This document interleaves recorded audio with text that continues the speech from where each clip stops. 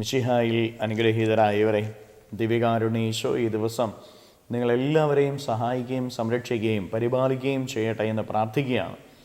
ഈ ദിവസത്തിലെ നിങ്ങളുടെ എല്ലാ കാര്യങ്ങളിലും കർത്താവിൻ്റെ കൃപ നിങ്ങളുടെ കൂടെ ഉണ്ടായിരിക്കട്ടെ. അവിടുന്ന് നിങ്ങളുടെ കുടുംബങ്ങളെ അനുഗ്രഹിക്കട്ടെ, നിങ്ങളുടെ അധ്വാനങ്ങളെ അനുഗ്രഹിച്ച് ഉയർത്തട്ടെ. വിശുദ്ധ ലൂക്കായുടെ സുവിശേഷത്തിൻ്റെ 11-ാമത്തെ അധ്യായത്തിൻ്റെ 1 മുതൽ 4 വരെയുള്ള തിരുവചന ഭാഗങ്ങളിൽ നമ്മൾ വായിച്ച് ധ്യാനിക്കുന്നത് ഈശോയുടെ ശിഷ്യന്മാർ ഈശോയോട് പറയുകയാണ്, യോഹന്നാൻ തൻ്റെ ശിഷ്യന്മാരെ പ്രാർത്ഥിക്കാൻ പഠിപ്പിച്ചതുപോലെ ഞങ്ങളെയും പ്രാർത്ഥിക്കാൻ പഠിപ്പിക്കണമേ. വലിയൊരു പ്രാർത്ഥന ദൈവത്തിന് മുൻപിൽ ഈ ശിഷ്യന്മാർ വെക്കുക. പ്രിയപ്പെട്ടവരെ, അത് മറ്റൊരു പ്രാർത്ഥനയുമല്ല. ആ പ്രാർത്ഥന ഇതാ, ഞങ്ങളെ പ്രാർത്ഥിക്കാൻ പഠിപ്പിക്കണമേ. അത്ഭുതം പ്രവർത്തിക്കാൻ പഠിപ്പിക്കണമെന്ന് അവർ പ്രാർത്ഥിച്ചില്ല. രോഗശാന്തി നൽകാൻ പഠിപ്പിക്കണമേ എന്ന് അവർ പ്രാർത്ഥിച്ചില്ല. പിശാചിനെ പുറത്താക്കാൻ പഠിപ്പിക്കണമേ എന്ന് അവർ പ്രാർത്ഥിച്ചില്ല. ഞങ്ങളുടെ ജീവിതത്തിൽ ഉയർച്ച നൽകണമേ എന്ന് അവർ പ്രാർത്ഥിച്ചില്ല. അവർ പ്രാർത്ഥിച്ചത് പ്രാർത്ഥിക്കാൻ പഠിപ്പിക്കണമേ. ഞങ്ങൾക്കറിയില്ല കർത്താവ് എങ്ങനെയാണ് പ്രാർത്ഥിക്കേണ്ടതെന്ന്. അത് ഈശോയുടെ മുമ്പിൽ അവർ ഏറ്റുപറയുക. പ്രിയപ്പെട്ട ദൈവമക്കളെ, ഇതായിരിക്കട്ടെ നമ്മുടെ പ്രാർത്ഥന. ഈശോയുടെ മുൻപിലേക്ക് കടന്നു ചെല്ലുമ്പോൾ വേണ്ട വിധം പ്രാർത്ഥിക്കാനായിട്ട് അറിയില്ല എന്ന് ഈശോയോട് ഏറ്റുപറഞ്ഞ് പ്രാർത്ഥിക്കാൻ പഠിപ്പിക്കണമേ എന്ന് നമ്മൾ ഓരോരുത്തരും കർത്താവിന് മുമ്പിൽ പ്രാർത്ഥിക്കണം. കർത്താവിൻ്റെ മുൻപിലേക്ക് കടന്നു വന്നിട്ട് എന്താ പ്രാർത്ഥിക്കേണ്ടതെന്നോ എങ്ങനെയാണ് പ്രാർത്ഥിക്കേണ്ടതെന്ന് നമുക്കറിയാവോ? ഇല്ല. ഈശോയ്ക്ക് ഇഷ്ടപ്പെട്ട വിധത്തിൽ എങ്ങനെ പ്രാർത്ഥിക്കണമെന്നുള്ള ബോധ്യം നമുക്ക് ആർക്കെങ്കിലും ഉണ്ടോ? ഇല്ല. പ്രിയപ്പെട്ടവരെ, നമ്മൾ പലപ്പോഴും നമ്മുടെ നിയോഗങ്ങളും നമ്മുടെ കാര്യങ്ങളും സമർപ്പിച്ച് പ്രാർത്ഥിച്ചുകൊണ്ടിരിക്കുക.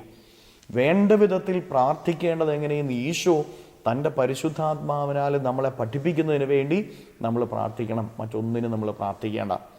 വീണ്ടും തിരുവചനത്തിലേക്ക് കടന്നു വരുമ്പോൾ ഈശോനാഥൻ അവരെ പ്രാർത്ഥിക്കാൻ പഠിപ്പിക്കുന്നത് ഇങ്ങനെയാണ്: ദൈവത്തെ പിതാവേ എന്ന് വിളിച്ച് പ്രാർത്ഥിക്കാൻ എന്ന് പറഞ്ഞ് ഈ പ്രാർത്ഥന എന്ന് പറയുന്നത് ദൈവവുമായിട്ടുള്ള ബന്ധമായിരിക്കണമെന്ന്.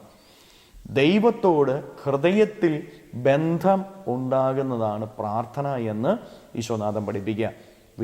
കൊച്ചു ത്രേസ്യ പഠിപ്പിക്കുന്ന ദൈവത്തിലേക്കുള്ള ഒരു നോട്ടമാണ് പ്രാർത്ഥന എന്ന്. പ്രിയപ്പെട്ടവരെ, ദൈവവുമായിട്ടുള്ള ബന്ധം, അതാണ് പ്രാർത്ഥന എന്ന്. ആ ബന്ധം എന്ന് പറയുന്നത് ഒരു അപ്പൻ മകൻ ബന്ധമാണ്. ദൈവത്തെ പിതാവേ, എൻ്റെ അപ്പ എന്ന് വിളിക്കുന്ന ഒരു ബന്ധം നമ്മുടെ ഓരോരുത്തരുടെയും ജീവിതത്തിൽ ഉണ്ട് എങ്കിൽ, ദൈവത്തെ അപ്പ എന്ന് വിളിച്ചാൽ അതാണ് ഏറ്റവും വലിയ പ്രാർത്ഥന എന്നാണ് ഈശോനാഥൻ നമ്മെ ഓരോരുത്തരെയും പഠിപ്പിക്കുന്നത്. രണ്ടാമതായിട്ട് ഈശോ പഠിപ്പിക്കുന്നത് പ്രാർത്ഥന എന്നാൽ ദൈവത്തിൻ്റെ നാമത്തിൻ്റെ മഹത്വം നടക്കണം. പ്രാർത്ഥനയിൽ നടക്കേണ്ട ഒരു കാര്യമാണ് ദൈവനാമത്തിന് മഹത്വം കൊടുത്ത് അങ്ങയുടെ നാമം പൂജിതമാകണമേ എന്ന് ഈശോ പ്രാർത്ഥിക്കാൻ പഠിപ്പിക്കുമ്പോൾ നമ്മൾ മനസ്സിലാക്കണം, ദൈവത്തിൻ്റെ നാമത്തിന് നമ്മൾ മഹത്വം കൊടുക്കുന്നതായിരിക്കണം നമ്മുടെ പ്രാർത്ഥന. നമ്മുടെ ജീവിതത്തിൻ്റെ മഹത്വമല്ല നമ്മൾ ഏറ്റുപറയേണ്ടത്. നമ്മുടെ കാര്യങ്ങൾ നമ്മൾ ഏറ്റുപറയുമ്പോൾ നമ്മുടെ ജീവിതത്തിന് മഹത്വം ഉണ്ടാകുന്നതിന് വേണ്ടി നമ്മൾ പ്രാർത്ഥിക്കുക. പ്രിയപ്പെട്ട ദൈവമക്കളെ, പ്രാർത്ഥന കുറേ ഏറ്റുചൊല്ലുകളോ നമ്മുടെ കാര്യങ്ങളുടെ സമർപ്പണമോ മാത്രമല്ല, ദൈവനാമത്തിന് മഹത്വമുണ്ടാകുന്നതിന് വേണ്ടി ആഗ്രഹിച്ചുള്ള പ്രാർത്ഥന. പ്രിയപ്പെട്ടവരെ, നമ്മൾ പ്രാർത്ഥിക്കുമ്പോൾ ഈശോയെ, എൻ്റെ ജീവിതത്തെ ഞാൻ സമർപ്പിക്കുക, എന്നിലൂടെ അങ്ങയുടെ നാമം മഹത്വപ്പെടുന്നതിന് വേണ്ടി ഞാൻ പ്രാർത്ഥിക്കും. ഇങ്ങനെ പ്രാർത്ഥിക്കാനായിട്ട് നമുക്ക് സാധിക്കണം. മൂന്നാമതായിട്ട് വചനം പഠിപ്പിക്കുന്നത് പ്രാർത്ഥന എന്ന് പറയുന്നത് ദൈവത്തിൻ്റെ ഇഷ്ടം നടക്കണം.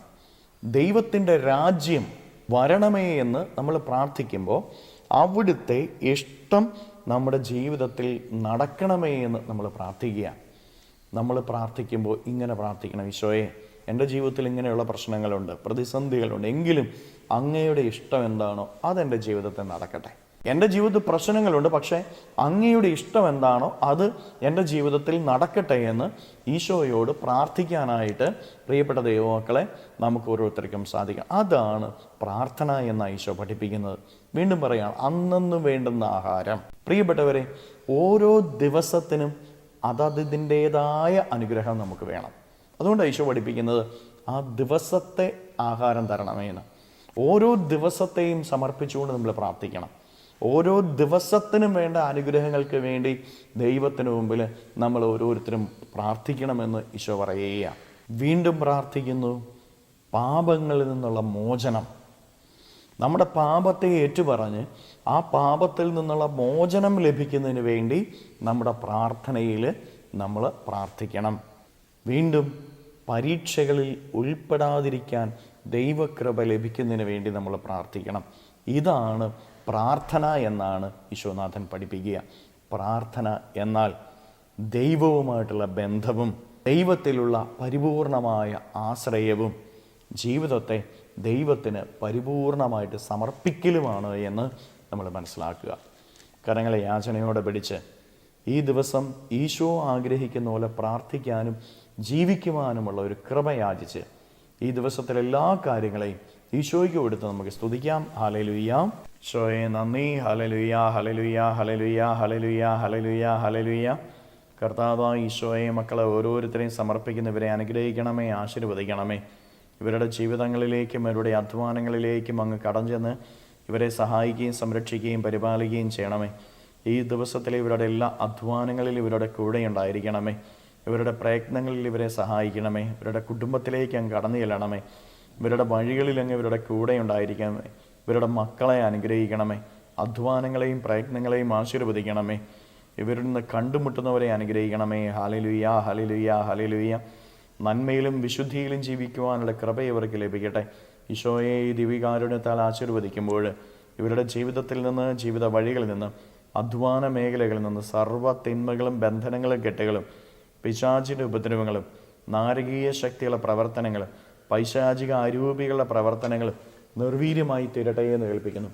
എല്ലാ കെട്ടുകളും ഇവരുടെ ജീവിതത്തിൽ നിന്ന് അഴിയട്ടെ എന്ന് കേൾപ്പിക്കുന്നു. Hallelujah, hallelujah, hallelujah. നിത്യം പിതാവും പുത്രനും പരിശുദ്ധാത്മാവുമായ സർവേശ്വര എന്നേക്കും ആമേൻ.